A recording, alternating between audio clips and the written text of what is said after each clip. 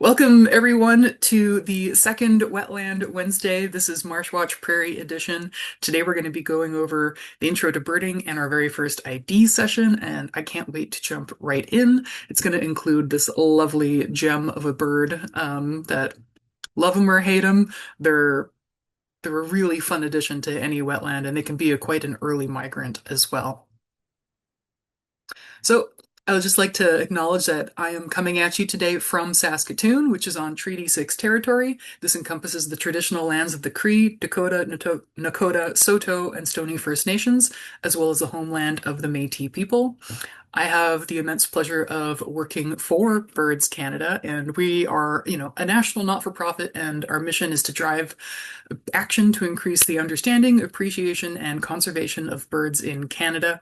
My name is Leanne Lachtremoy. Don't worry too much about the last name. It's a long French one, but I really love wetlands. They were my first field jobs way back in 2008. A graduate student took a chance on someone who, knew a few things about birds, but boy, howdy, was that first exam ever tough that he gave me over the phone. And I've just been kind of hooked on wetlands ever since. I have had the immense fortune of working for Birds Canada for a number of years now, first in contract positions and then in longer term positions. So I'm really fortunate to be able to do work that I find meaningful and valuable. And part of that has evolved into teaching and education, and I just have a great time doing it. So hopefully you enjoy this journey with me. On the agenda today, we're just going to do a very brief recap of what MarshWatch is. We had about 30 people sign up for the webinar since last week, so awesome. Welcome if you're brand new. We're going to do a quick overview of bird ID basics in case there's any newer bird watchers in the room, but I do have a video that goes more in depth about beginning bird ID if you want to dive into that a little bit deeper. And then, of course, we're going to cover some birds and amphibians this week, and then we'll turn off the recording and I will launch the in-webinar quiz and we can have a discussion. You can ask any questions you want, and we can have a fun chat afterwards. So without further ado, what is MarshWatch? It's an introductory program. We teach birds and amphibians by sight and sound critically, because oftentimes you're hearing birds more than you're seeing them.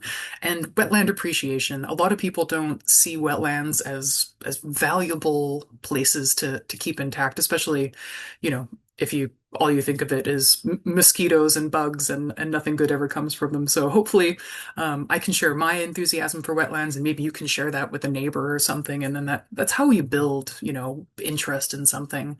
The program began in 2023 and just this year we have expanded to the Great Lakes region, Newfoundland, the Maritimes, and Quebec. And BC is going to be starting theirs soon. So we're getting to cover a fair bit of the country at this point. So I'm excited about it. This series, we do 10 weekly webinars. They're recorded and posted online on the Friday. We have quizzes during the webinar, and then also there are some online versions as well. And we get to do some guided walks, so I can't be everywhere. The Prairies is a very big place, but we will pick some select locations, Saskatchewan and Manitoba, and if I can get to it in Alberta as well. But some of that is, funding dependent. So I'm open to requests if you have a group and you want to say, hey, come to Brandon, Manitoba. I have a group of people who would love to go on a marsh walk with you. Let me know because that's part of the goal of this. And another goal is to help you, get familiar with citizen science data collection. So if you want, you can submit a checklist from a wetland of your choosing anytime June, July, but I mean, really any time of the year when the water's not frozen is of value. So anyway, we'll get into that. I'll just reiterate because we talked about this last week, but I get pretty severe migraines, so I have a cancellation plan in place. If I do get a migraine, I will send out an email notice as soon as possible, and the webinars will be rescheduled for Friday at 7 p.m. Central Standard Time. You should still get a reminder email 1 hour before, and probably even an email the day before. But as soon as I know, if I can give the webinar or not, I will let everyone know, and we'll just have a standing cancellation for Friday if need be. Hopefully, we won't need to. Okay. Let's jump right into some of those bird ID basics. The basics of bird ID and identifying anything, whether it's an animal or a coffee mug, you're going to be focusing on things like shape, size, context, coloration, and of course with birds in particular, sound as well. Shape can be really useful. You can just see a silhouette of a bird and you can have the ability to put it into a bin. So here are three wetland species, and even though they all have long bills, we can't see very much about their coloration or anything. We can see that each of those bills is still slightly different. Over on the left-hand side, we've got this very long, straight, probing bill. In the middle, we have this really, really fine, delicate, slightly upturned bill. And on the far right here, we have this great big wedge-shaped bill. We can also see that the bird on this side, which is a great blue heron, if you haven't figured that out yet, has a nice, really long neck. Whereas on the other extreme, on the other side, this is a Wilson snipe. It almost never looks like it has a neck. I assure you it does, but it looks like somebody took an ice cream scoop of ice cream and plopped it on a hamburger bun or something. Like it really doesn't look like it has much of a neck. So you can use those shape clues to help build an identification picture in your head. And just a quick note that even though that great blue heron has a nice long neck, posture and feather position can change. And if you happen to be a photographer, or even if you take, pictures at family gatherings, you are intimately aware that you can catch people at a weird angle in a weird moment, mid-yawn, no one looks great. It's the same with birds. Sometimes you'll catch them in a weird stretch, in a weird posture. And just know that that posture and feather position can change. That's the cool thing about birds and having their feathers is that they have control over them and they can puff them up or flatten them out as their need as they see fit. So this great blue heron with a nice long kind of snake-like neck, they can actually like tuck them up and just kind of sit there loafing, and it doesn't really look, if you were to see that silhouette, you wouldn't really see that nice long curvy neck. They do this in flight as well.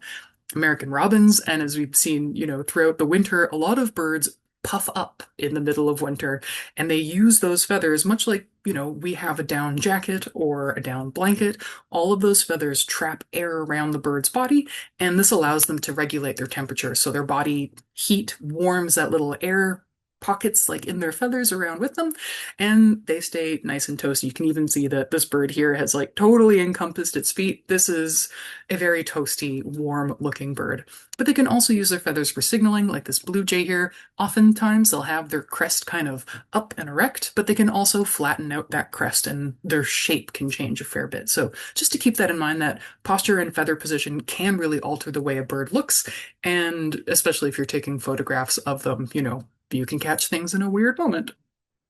Size is useful to a degree. You'll see in bird field guides that they often offer, centimeters or inches. This, the exact number is less useful in identifying versus, just getting an idea for roughly how big it is. Is it a small bird? Is it the size of a sparrow, the size of a robin, a crow, a goose? Compare to birds and use that kind of general bin. I've seen this happen time and time again with, brand new birders, and they'll kind of get fixated on the size difference between some really similar looking species in their field guide. They'll say, oh, well, this bird species is, their wings are 2 centimeters longer than this one, therefore it must be that. You're going, that you can't tell that at a distance. And especially birds in flight, they can be really deceiving, especially if there's no cloud cover. How close or far that bird is up in the air can really, influence the way it looks and how your brain perceives size. So compare to birds and if the bird is on something like a fence post or a bird feeder that you're familiar with the size of, that can help gauge that size. So in these presentations, you will hear me say this is a large duck or a small duck. And it's going to seem a bit arbitrary too at first, but as you get going, as you get more familiar, and as you say, look at ponds full of waterfowl, you'll be able to kind of get a feel for, yes, a mallard is a large duck. Oh, I do see that the teal are much smaller than the rest of the birds floating around. So size is useful, but I try not to give exact, sizes or measurements because they're not terribly useful in field identification. Context is also really key. Habitat, location, time of year are all really useful clues. One in particular that's going to be helpful for us here in our marsh watching adventures is duck behaviors. So ducks are divided into two groups. We have the dabblers and the divers. The dabblers feed at the water's surface and the divers dive below the water's surface. And they're built differently to kind of achieve those purposes. So the dabblers, I'm sure you've seen this before as you're passing by a pond or something, you'll see all of these little duck bums tipping up right up in the air. I think it's hilarious. It makes me smile every time I see it. And So the dabblers, they dabble at the water's surface, they'll surface feed, or they will tip up and they will try to reach stuff that they can get to. They don't usually dive underwater. Sometimes they'll do a little bit of a dive to get a bath, but really they're surface feeders by and large, so they'll tip up.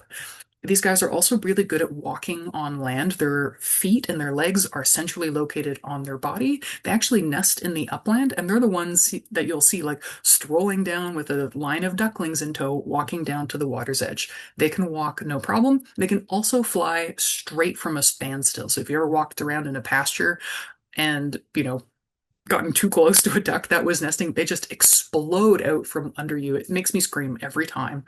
You would think I wouldn't scream by now because I've had it happen hundreds of times, but it still surprises me. So they have broader wings compared to their body size, which gives them that ability to gain liftoff from a standstill.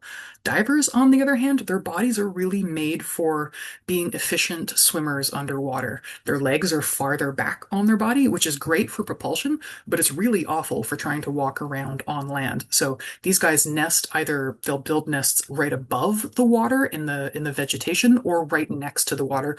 They're not the ones that are going to be strolling around in a park at all.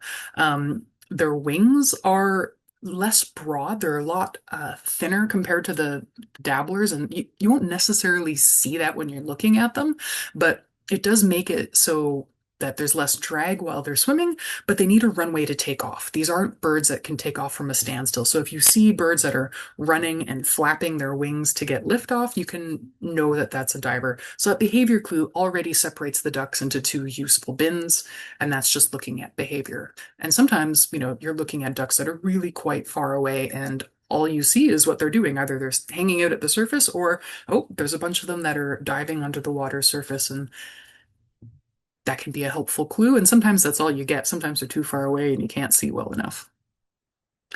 For coloration, wing patterns are super useful, especially in the waterfowl to take a look at. You won't see this so much as the bird is sitting on, with their wings folded. You'll get it if they stretch their wings, and especially, of course, if they fly. On waterfowl, we name these secondary feathers. These are the primaries that kind of come out long on the wingtip. The secondary feathers here are referred to as the speculum. And in dabbling ducks, the speculum is often useful for identifying the species. They're often brightly colored. Less so in the diving ducks, though you can still use them for a little bit of help in a few species. But by and large, for the dabbling ducks, the wing pattern can be very helpful. And like this blue-winged teal really does have an aptly named wing. It's got this little forewing patch. It's got the green-colored speculum, but it also has a nice powder blue patch on its wing. So wing patterns are useful to look at. Also, facial markings or the lack thereof can be really useful for paying attention to coloration. We have to talk about seasonal variation in ducks because they don't all stay the same throughout the season. In the breeding season, which runs, and they're in this breeding plumage from about October until June, the drakes, or the males, they are brightly colored, flashy birds. They're trying to get the attention of the ladies, and that makes them quite conspicuous. You will notice as we go through, we go, oh, another brown duck. Well, most of the hens, the females, are going to be camouflage colored. They're going to be brown. They're going to be dark. They're not going to be flashy. And that's because they don't want to attract attention to their nest or their young goslings or ducklings. However, when the ducks molt, they molt all of their flight feathers at the same time, which leaves them vulnerable and flightless. The ducks also take this opportunity to molt their body feathers, and they will go through what is called an eclipse phase. So this is when the drakes will molt all their wing feathers. They'll hang out in secluded little areas, usually in a large bachelor group, and they will go into this eclipse plumage where they resemble the females. So this is a male here, and he looks a heck of a lot like that female in the background right here. The bill is different. The bill kind of retains some of that yellowness, whereas she's still got that orange bill. And overall, he's not looking as flashy. And that really is to draw, the least amount of attention. So this happens kind of midsummer, and I always joke because it's, brown ugly duck season.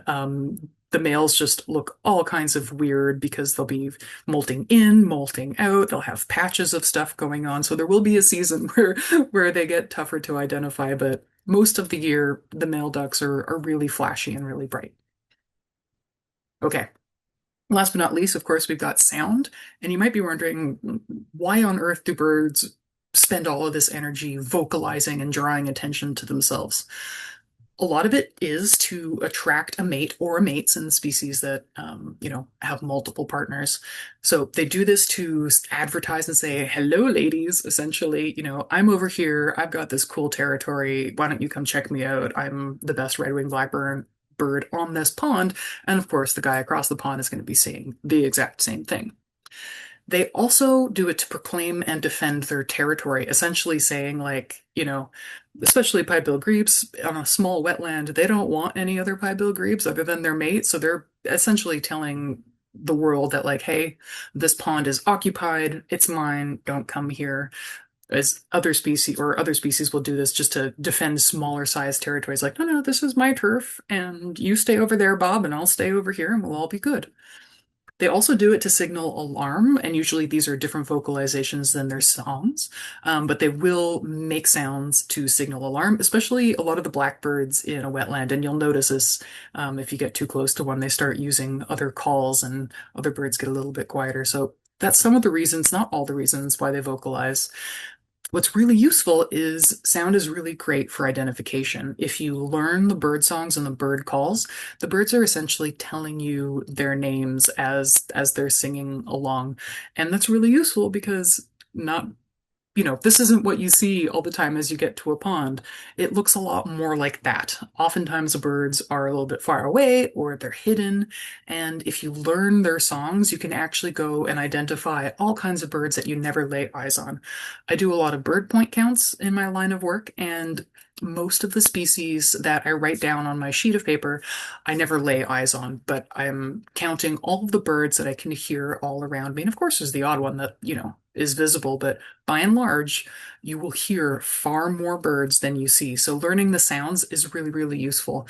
And wetlands are a great place to start, in part because it's a fairly limited suite of species, and some of them are really loud and have kind of unique vocalizations. And I feel like it's a good entryway into learning about bird songs and bird calls. So hopefully you agree with me and we'll have a little bit of fun. There's all kinds of bird sound resources there. Smartphones have really changed the game in terms of being able to learn bird calls on the go. Merlin is a free guide and sound ID and photo function. It's from Cornell. It's great. It gets better by the year. Of course, there's also some free web resources, the Peterson Field Guide to Bird Sounds. There's an accompanying book, but all of the bird sounds are up on their website as well.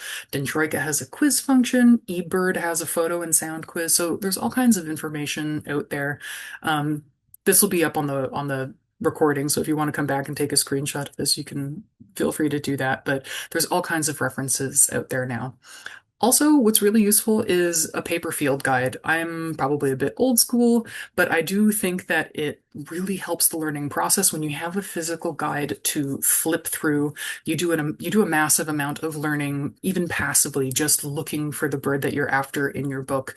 Seeing those images over and over, you're like, oh, I know that's a woodpecker because I've been flipping through cue cards essentially of, all of the species in my book. So I really like field guides. My favorite are the painted field guides, but some of the photographic guides have gotten quite good in the last little bit. And you can also get regional field guides that are, less big, less bulky to bring around. I leave the big Sibley in my vehicle now, and I'll usually take out a smaller one to walk around with. So those are just a few options. There's plenty out there, but Sibley, National Geographic, Peterson, those are kind of like some of the big three, essentially. Okay, take a quick sip and we will talk about the birds and frogs that we'll go over today. We'll cover the Canada goose.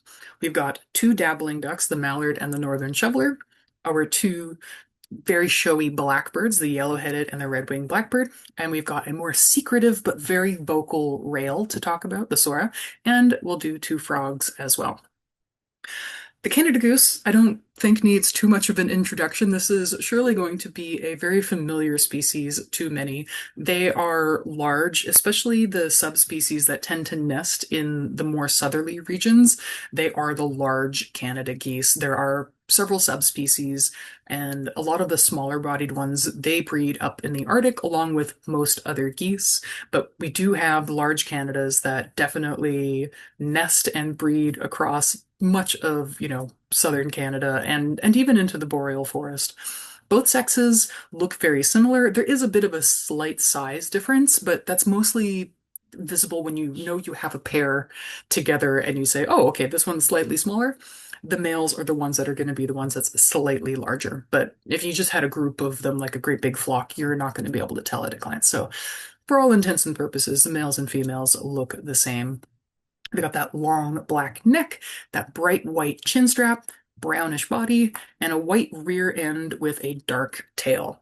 There can be variations in plumage, so sometimes the amount of white that's present on the face will be more or less than the kind of standard chin strap. So that's just part of the variation in Canada geese. I actually saw a picture a few weeks ago of a very dark Canada goose that had just a very small chin strap, but most often you'll see ones that have a little bit more of a forehead patch going.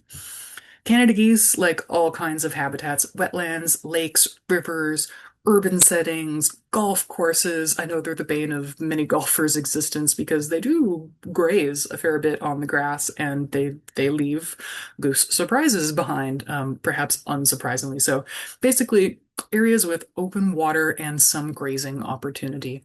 And we're going to cover the sounds because we cover all of them, but essentially it is a very loud honk.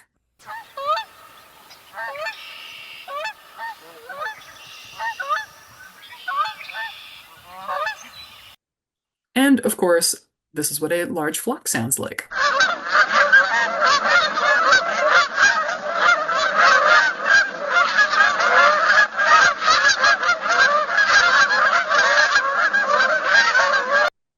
So we're not hearing that yet in Saskatoon. It's more the kind of the lone honks every now and then, but depending on where you are, you might be hearing the Canada geese streaming in. It's always, quite the harbinger of spring. As I mentioned, these guys are grazers, so they're after plant matter essentially.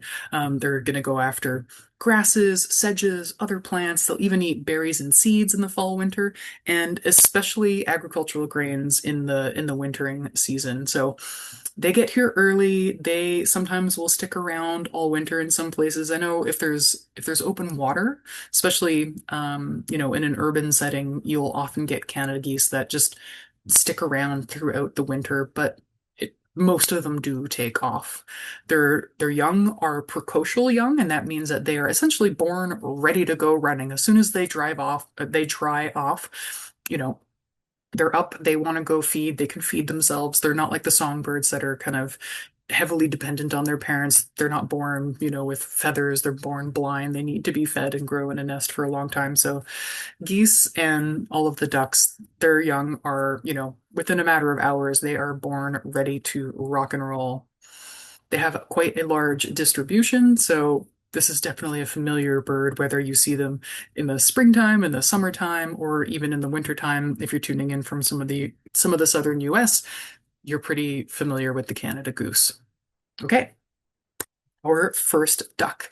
And what I want to say first before getting into our first duck at all is that when you're looking at ducks, focusing in on where the white is on the bird is going to be really, really useful in terms of identification. White is essentially a color that reflects back all of the wavelengths of light. So they're actually, it seems pretty bright. So if you have, say, a group of ducks and they're far away, sometimes that color doesn't come through necessarily, but you'll often be able to pick up the white patches on the bird. So whenever we're looking at waterfowl, try to pay attention to where the white is on the bird. It's not the only clue, but it can be really, really helpful. So mallards are a large dabbling duck. They do have a white collar. Sometimes that's not quite as distinct as it could be. They're really known for that beautiful iridescent green head. And iridescence is another interesting thing. It's a structural color as opposed to, say, a physical pigment. And what that means is that the light has to hit the bird's feathers and refract back to your own eyeball at a certain angle, and that will give you that iridescent, shimmery sort of color. Oops, I nudged my wheel there. So if you take a look at the mallard drake's head, it's going to look variably green. You'll get a little bit of blue tinge in it. But see, like back here where the light isn't shining back at the photographer's lens, the back of the head looks black. So just keep that in mind that depending on where you're seeing the bird, what the lighting conditions are, anything that's iridescent may just look quite dark depending on the angle that you're seeing them at. Mallards do have very brightly iridescent feathers on their head, so you'll often get some shimmer of that green coming back at you. But just keep that in mind because sometimes you do see the odd angle or you take the odd photograph where it's like it's a mallard with a black head. Not quite, just the lighting wasn't perfect. The drakes have a nice bright yellow bill that also stands out fairly well. They've got kind of grayish flanks and this kind of brownish breast. What I love about them is that they also have these curls on their back tail feathers here, and it's only the drakes that have that. And in terms of the wild birds, it's only the mallards that have it. So it's kind of a neat little curly feather. The speculum is iridescent blue or bordered by black and then white, both on the top and the bottom. And see, you can't really see that when the most of the time when they're just loafing, but sometimes it does peek out a little bit depending on how exactly they're holding their wing and their feathers at that time. Mallards are found in all kinds of places, essentially anywhere that there's appropriate wet habitat, and they make kind of the quintessential whacking call. So let's listen to that.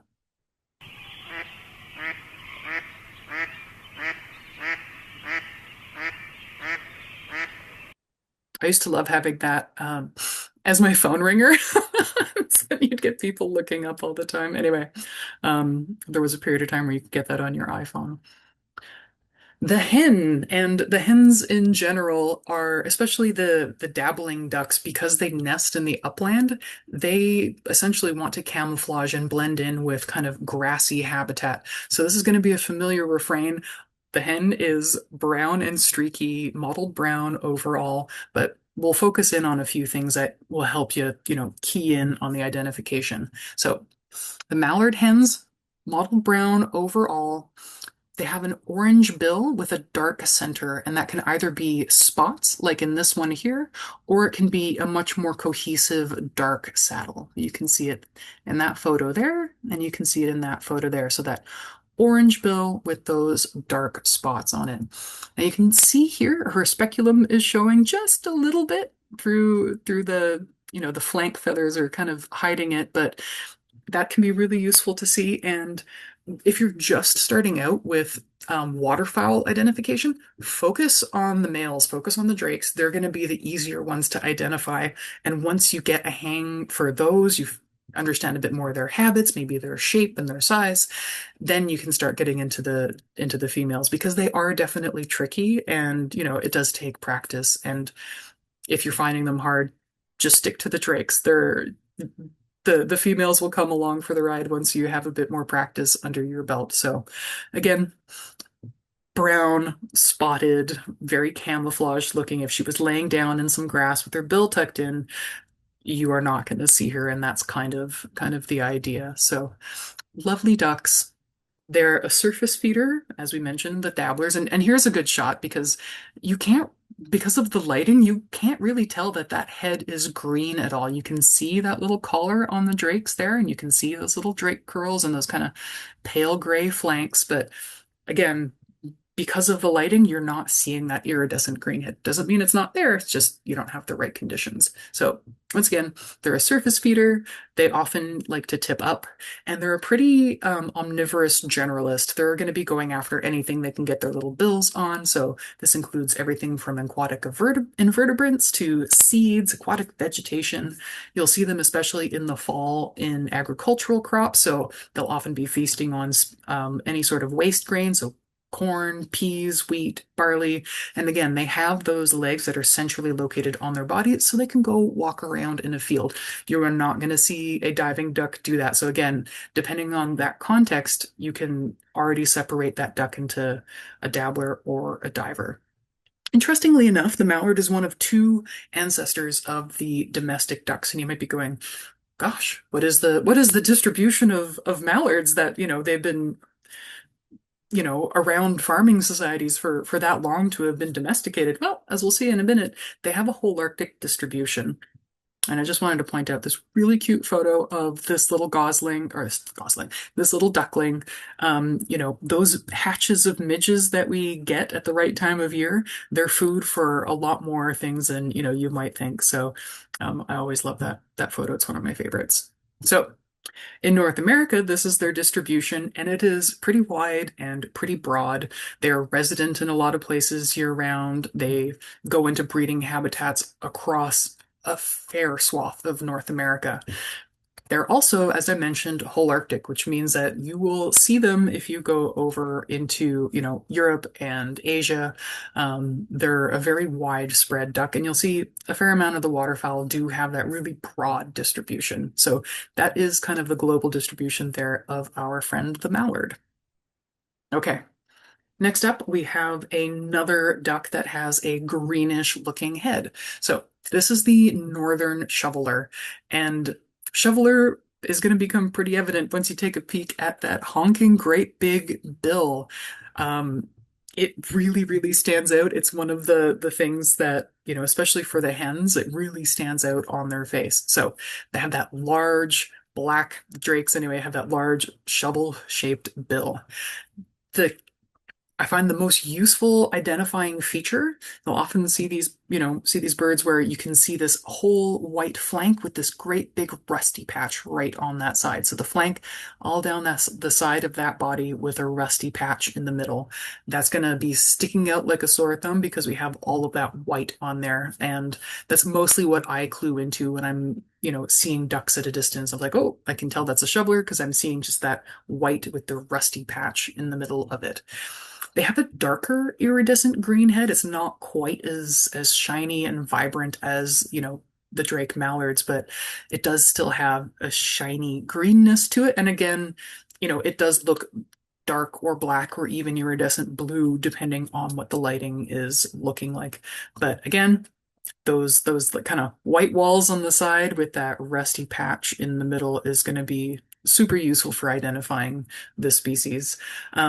In flight, the drakes show this really lovely powdery blue patch with kind of a white wedge, and the speculum is this kind of dark iridescent greens. On the hens, it's very similar, but without that powdery blue patch.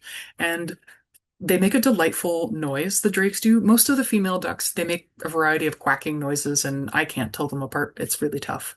But the drakes often have kind of unique and different sounding calls. So we'll listen to the northern shoveler drake call, and it kind of goes like suk suk. Suk suk, and you'll hear them do this a fair bit, especially as they're flying. So oftentimes I'll hear them coming before I see them. So here is that call.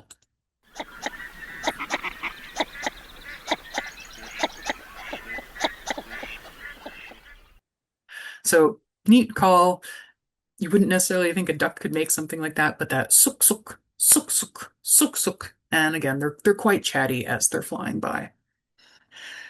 That hen again. So mottled brown overall, familiar refrain. And the thing that's going to really stand out is that thing that looks like a shoehorn on the end of her face. It is oversized. It is quite large.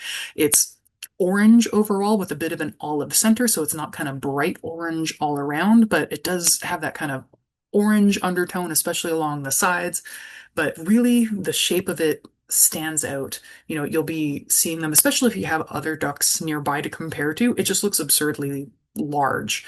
Like I said, I always think of it as a shoehorn that someone stuck on their faces when they're adults. You can even see it when they're ducklings. And this one I think kind of looks like it's tucked its face inside a slipper. It has a much larger, broader bill than young of other species. So you can even tell the young apart based on that kind of just oddly proportioned bill. But otherwise, fairly mottled brown. The thing that stands out is that great big bill on the front of the face. And maybe that's one that's a good one to focus on as you're maybe venturing into identifying the female ducks is try to spot a northern shoveler because that bill is a really good structural clue. Otherwise, She's fairly plain overall. If you do see her stretching her wing out, again, you'll see that kind of iridescent green with a little bit of a white wedge on the top there. And again, you will often see them in any sort of wet habitat. If you drive around the prairies at all in the summertime and we happen to have water on the landscape, you'll often see these guys, in small roadside ditches or roadside ponds. They really are not that picky. They're a surface feeder, and their bill is really neat, despite, even, beyond that shoehorn shape. They have all of these little lamella, and that acts as, a strainer. So they have this really useful filter feeding bill. So they feed at the water surface. They'll take, a big mouthful of water and little plants and little bugs and things in it, and they will let the water spill out, and they will keep all of that tasty food inside their bill for eating.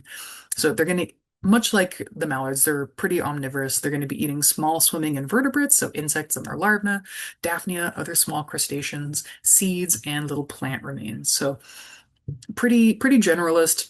That also tracks with, you can find them in all kinds of ponds. So northern shovelers, neat bird. I quite like them. They're another one with a quite wide distribution.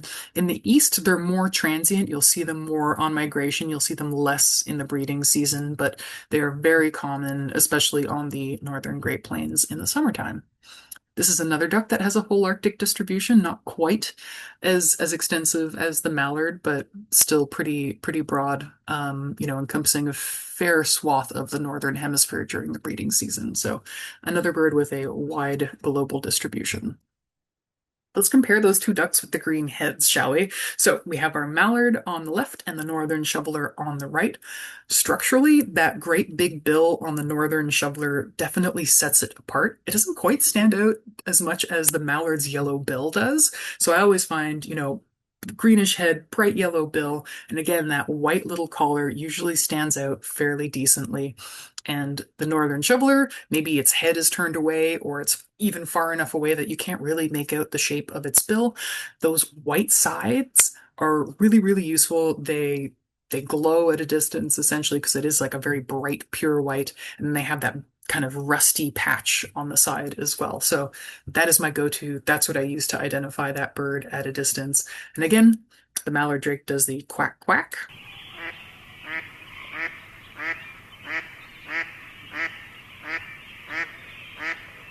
The most generic quack you could imagine. It really just says quack, quack, quack. And the northern shoveler has a different sounding call. It does a suk, suk, suk, suk.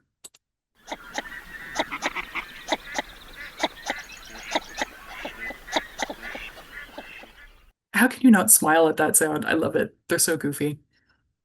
And the hens that we covered today, really the difference between the two, because they look very similar, even the coloration of the bill is sort of similar. The northern shoveler's bill is spatulate. It looks like somebody put a shoehorn on the end of the face. It is not kind of clean, elegant lines as the mallard might have. This one has a much more sensible and aesthetic looking bill. And the northern shoveler, it has kind of a really like a shoehorn on the end of its face. So otherwise, they're fairly similar at a distance. The speculum on the mallard hen is going to be blue with white and black bordering on both sides. The northern shoveler hen, if you get to see that speculum, is going to be kind of greenish overall with a white wedge at the top. But really, that bill is going to set it apart from all of the other similar looking hens that we'll cover in the future. So really that great big honkin' bill stands out, especially on the hens, I find. Okay, changing gears now, we're going into the Blackbird family, and first up is the gorgeous, loud, exuberant red-wing blackbird. And it has a great name. It really describes what the males look like. So they are jet black overall, and they have this great, beautiful burst of reddish and yellow tones on their wings. And again, birds have control over those feathers, right? So sometimes, depending on how it's holding the feathers, they can actually hide that coloration a fair bit. So sometimes you only see a little bit peeking out, but when they're displaying, when they're really trying to say like, hey, back off, this is my territory, they'll usually puff those up as much as they can. So you'll see these nice red shoulder patches. Some birds have more or less of that kind of yellowish stripe, and sometimes it almost looks white. It looks a little bit faded. So don't panic if you don't see like, oh, red and yellow on the shoulder patch. Um, that can all be dependent on the individual bird and how exactly it's holding its feathers. But you will usually see that great big red shock of color on a jet black bird overall.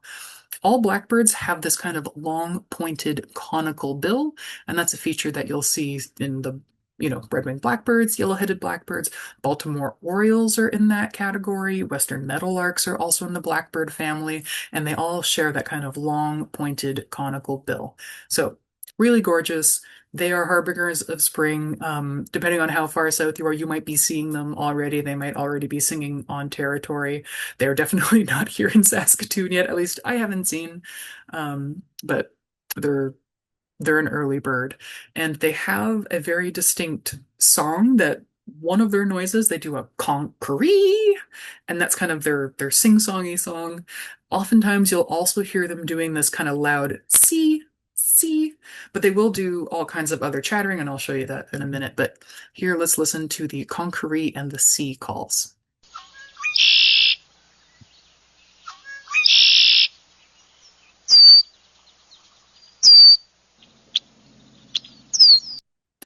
And they are quite loud, and they often hang out in groups, especially if you've got a great big wetland habitat, you will have a lot of them, and they are just extremely loud, extremely chatty. They're always trying to talk over their friends. So they can be hard to listen through, and I've got a soundscape at the end of this. The idea is to try to hear beyond the screaming of the red-winged blackbirds. The females, on the other hand, they have that same shape to them. They have that long conical pointed bill, but they look totally different. They look like a completely different species in terms of their plumage. They are coarsely streaked brown overall. They do have a bit of an eye line going on above their eye. And again, that kind of long pointed conical bill. A sparrow would have a shorter pointed conical bill. The red-winged blackbird female has that kind of long blackbird pointed bill. They can have a bit of a faint yellow-orange wash to the base of the bill and on the chest, and some of them will even start to show little bits of red on their wings like the males do. Not all of them will do this. I think it might be governed by age, but again, I don't know that this is something that we know completely. They don't like to answer our questions when we ask them politely. So you can see a little bit of that reddish on the shoulder as well sometimes. These guys, as I mentioned, they're ubiquitous in wet, brushy, and marshy habitats. The females also do a fair bit of calling. They kind of do some of these chucks and rattle calls.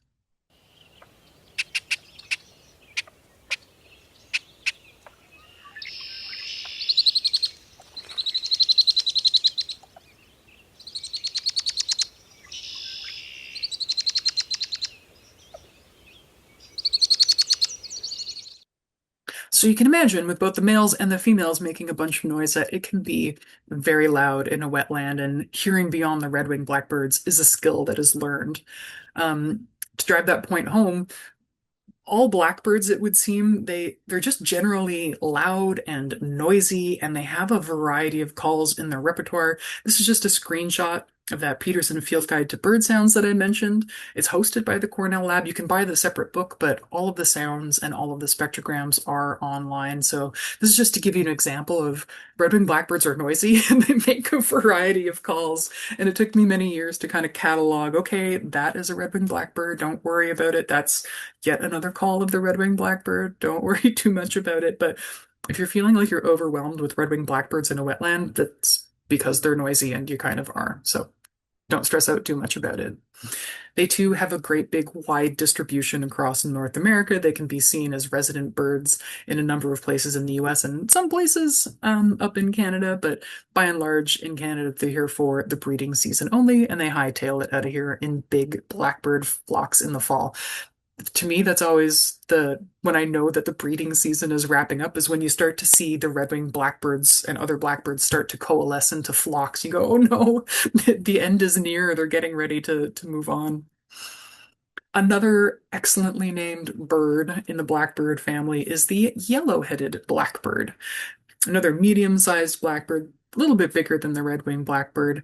The males really, really have this just gorgeous golden yellow head and kind of throat area. It really does shine and stand out. It's very rich in color.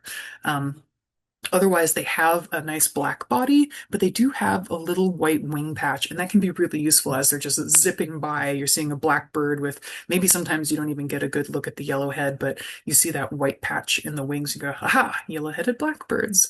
They're another blackbird, so of course they are quite chatty and quite noisy, and we'll talk about it in a sec here, but they are well, we'll talk about it now. They have what is called a very musical, their musical version of the call, and it's some of these intro notes, and they just throw their head back and they just scream, it sounds like, and they make all kinds of weird little noises. So very, very handsome bird. Let's listen to its musical song as it's described.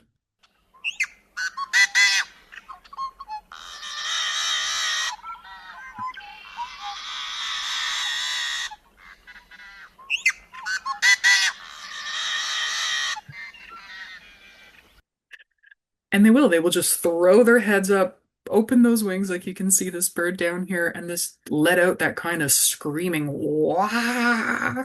It's hilarious to watch. They're quite loud, they're quite noisy. I do like them a lot for all of their spunk and their personality. The females handily look a lot more similar to the males than, say, the red-winged blackbird female, so it's kind of like a nod to it. She's more brownish overall, and the yellowish markings are just, they're much more reduced. They're not quite as bright and bold yellow. She still does have a nice little black mask as well, but again, we still have that kind of long, conical, pointed bill. You'll see yellow-headed blackbirds in deeper wetlands usually. So wetlands where you see cattails and bulrushes. And if you don't know what those are, we'll cover them, I think, next week. But usually, they occur in groups in larger wetlands. They're semi-colonial, kind of loosely, meaning you don't usually just see one or two yellow-headed blackbirds. You'll usually see a lot if they happen to be in that wetland. So they like deeper water for whatever reason. Red-winged blackbirds can be found in a wider variety of habitats. These guys really like deep water cattail wetlands. Um, Very handsome birds. I quite like them. If you have never seen one in person, especially if you get out in that kind of golden hour in the morning where the light is all warm and yellow, it really makes the yellow on these birds stand out. They're just absolutely gorgeous. They don't have quite as wide a distribution. They just kind of eke into parts of Ontario. But we do have them really commonly, right here on the prairie provinces. The first time I came to Saskatchewan, I took the train out because I wanted to see the transition of habitats. And the lady next to me must have thought I was crazy because I just got so excited because I saw my very first yellow-headed blackbird while on the train. And I kind of knew that I had made it to the prairies when we started seeing those kind of species that we mostly just see out here. So they're a gorgeous bird. They are quite noisy, but I do quite love them. Speaking of noisy, we'll go on to a different bird. So this is the Sora. Soras are part of the rail family, and rails are essentially kind of like chicken-like swamp monsters. Maybe monsters, not fair, but they're like swamp chickens essentially. They're relatively small. The odds of seeing them are small, but they are very loud and they're quite territorial. So they do tend to hang out in the vegetation. If you're lucky, you'll see them creeping out to go and feed, but most of the time you're going to be hearing these birds. And when I say they're territorial, I mean if you go to a wetland, especially here in the province, we have grid roads crossing everything all over the prairies. If you slam your car door, this bird is likely to respond to you with the whinny call. So really, really vocal, but seldom seen. I maybe see one a year if I'm lucky. They have a bright yellow bill if you do get to see them, and a nice dark mask, but otherwise kind of grayish body and streaky brown above. They look broad on the side, but if you see them head on, they are rather thin and slender, and that really helps them wiggle their way through all of that vertical vegetation that you usually find in a wetland. Both sexes look the same. There really isn't a way to tell them apart by looking at them or hearing them at all. So we'll just cover the one here because the boys and girls both look the same. And on the prairies, they're very common, in most wetlands that have some of that emergent vegetation. If you just have an open water area that goes straight to grass, you won't have Sora in there. But if you have some of that marginal vegetation, that those cattails that come out of out of the water, that's the habitat that they like. So one of their loudest and most recognizable calls is the whinny call. And it's just hilarious, and I won't try to do it myself because they do a better job.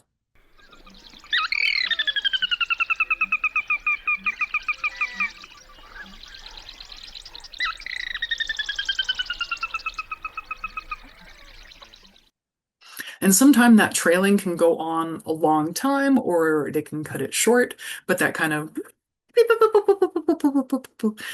I think it's absolutely hilarious and they are quite loud. So if you do hear them, you're not going to be straining to hear the Sora. They're going to be quite loud if they're nearby. They also do this per weep call very frequently, and it's a much shorter call, but you'll hear it more often than you'll hear the whinny. So it's just kind of a per weep, per weep.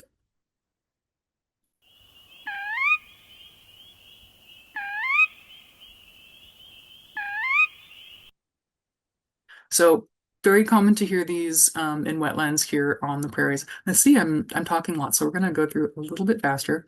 Soras are pickers. They're going to be going around and grabbing aquatic plants, seeds, duckweed, aquatic invertebrates. They're going to be eating all kinds of stuff. They tend to lay large clutches of eggs, and they can actually swim a little bit. I have seen them, swim across the pond, but for the most part, they're walking around on vegetation in the wetlands. So at the wetlands margin, or if there's kind of some matted down vegetation or some submerged stuff, they'll be walking around on that. But they can and do give a little bit of a swim.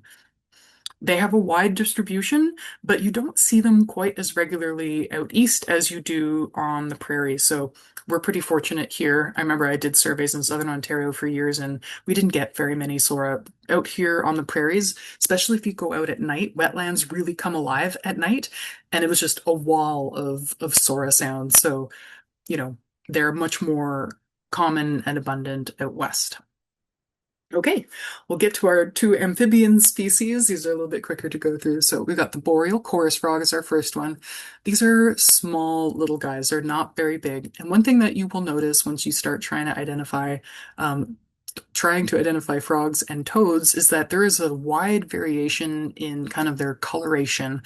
There's some things about their patterning that holds true, but these are all boreal chorus frog variations. So everything from kind of tan to really dark brown to greenish colorations. So the coloration is quite variable on them, and whether they have more stripies or more spots is also very, individual dependent. The thing that is really useful for identifying them is that they do all have this dark line that goes from their little snout through the eye and then down the side of the body. It kind of tapers off in some of them, but you can really see it goes from the snout and it trails down the side of their body. They tend to have three-ish stripes or lines of dots on their backs, but again, those can look like stripes, those can look like spots, but you will always have that little dark line that goes from the snout through the eye and then down the side to the belly. Um, the Western chorus frog that you can find in Quebec and Ontario is nearly identical, and I don't know how to tell those apart, and I don't know that you can always tell them apart by sound. So we're talking about, the prairies here, so we only have the boreal chorus frog to worry about here. And they make a call that kind of sounds like running your fingernail over the teeth of a comb. If you've ever done that as a kid, this really sounds like it. So it kind of makes like a reek sort of noise.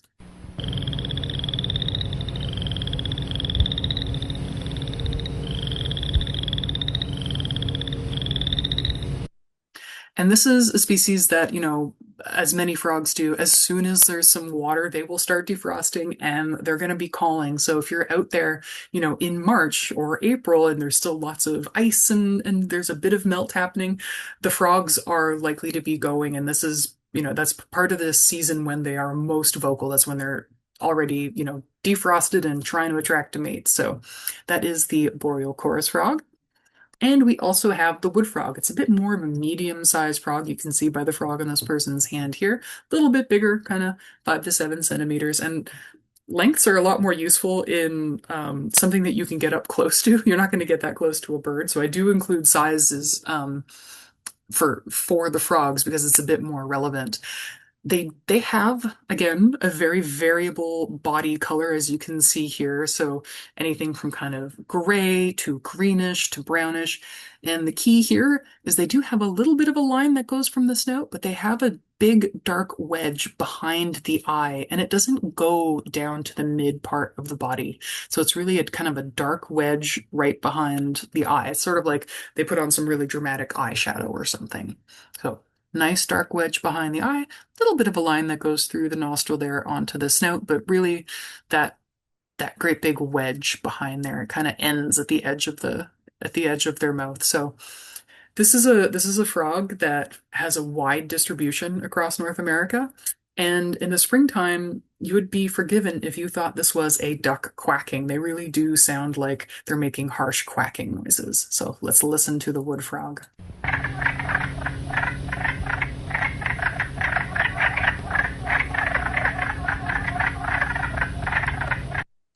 I'm pretty sure the first time I ever heard that, I would have thought it was a duck. So harsh kind of waka waka waka or quacking noises. And again, this is another one that as soon as, there's a little bit of melt, there's a little bit of liquid water, as they defrost, they're going to be coming out and they're going to be advertising for a mate. Okay, we got through them all and the intro to birding. I think we did pretty good. Just to recap, we covered the Canada goose, which has loud honking noises.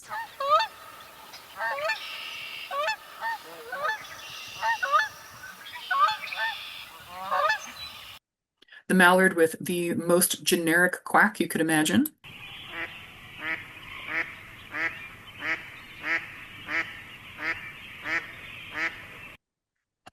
And the northern shoveler, where the males do this kind of suk suk suk suk call. Oh, that went to the next slide.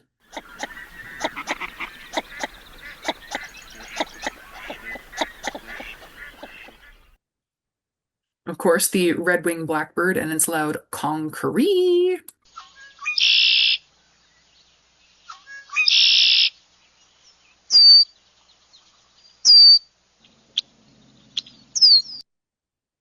The yellow-headed blackbird with its very, air quotes, musical song where it has intro notes and a bit of a buzz. So wah, wah, wah, wah, and their snarl song.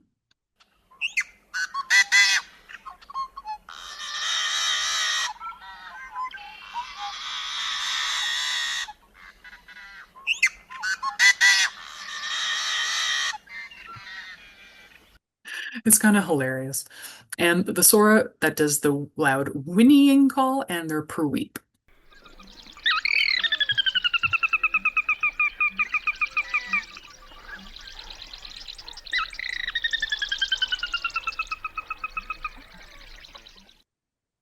And their per-weep.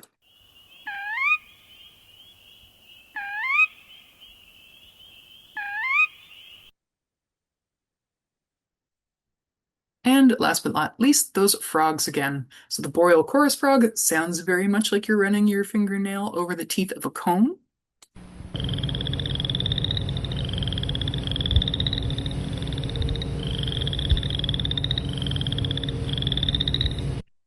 And the harsh quacks of the slightly larger wood frog.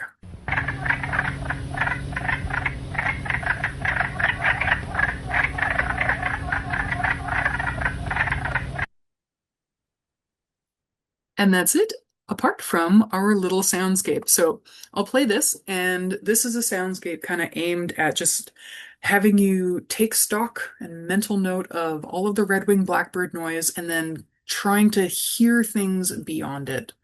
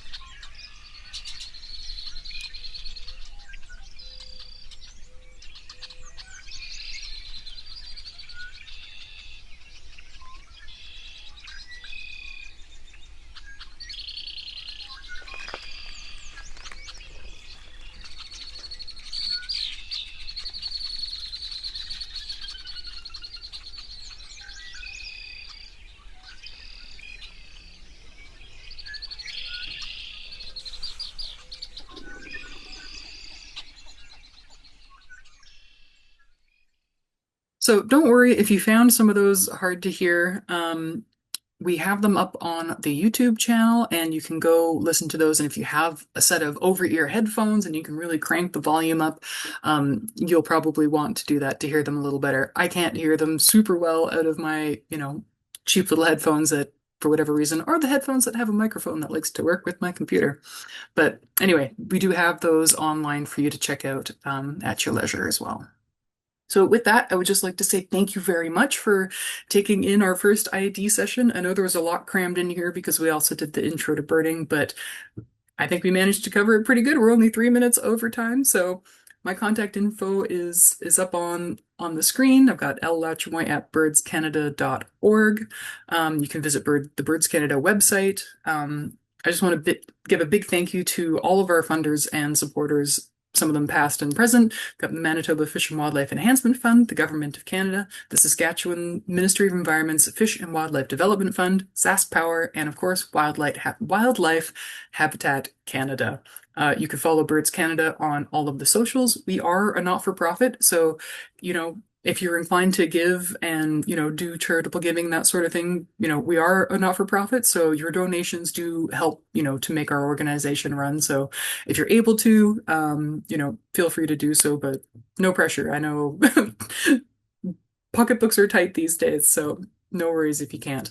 I will turn off the recording here now, and we will get to the quiz portion of the event. Okay.